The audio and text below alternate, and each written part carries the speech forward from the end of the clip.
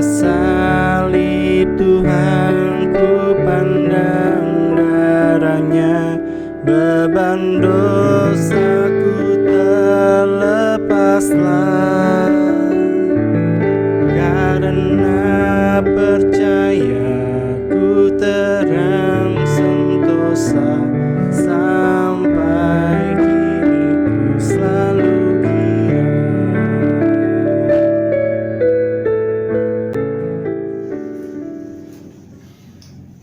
Salam damai sejahtera bagi adik-adik terkasih di dalam Tuhan kita Yesus Kristus. Dan juga hari ini kita akan bersama-sama kembali merenungkan di dalam firman Tuhan.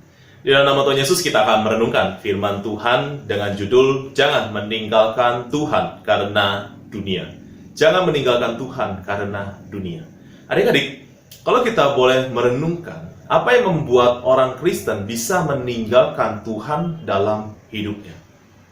Sebagian besar karena ketertarikan manusia akan gemerlapnya dunia ini. Maka sangat disayangkan kalau ada orang percaya meninggalkan Tuhan karena gemerlap dunia ini. Karena kita tahu bahwa semuanya di dalam dunia ini bersifat fana. Artinya hanya sementara kita memilikinya.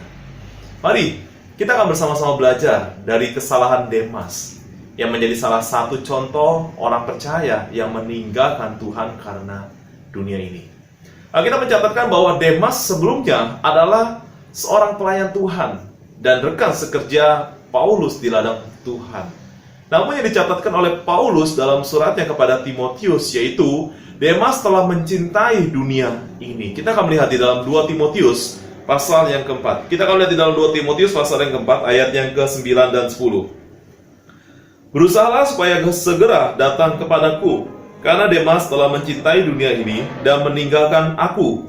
Ia telah berangkat ke Tesalonika, Krekes telah pergi ke Galatia, dan Titus ke Dalmatia.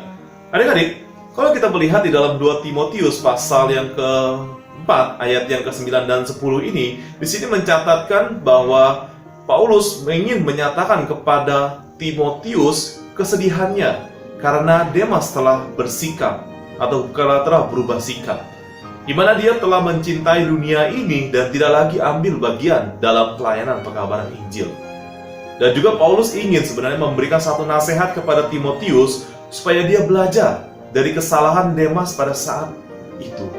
Dan juga ini menjadi satu nasihat buat kita semua sebagai anak-anak Allah. Alkitab juga menyatakan bahwa persahabatan dengan dunia adalah permusuhan dengan Allah. Jadi barang siapa hendak menjadi sahabat dunia ini, ia menjadikan dirinya musuh Allah. Itu yang dikatakan oleh Yakobus.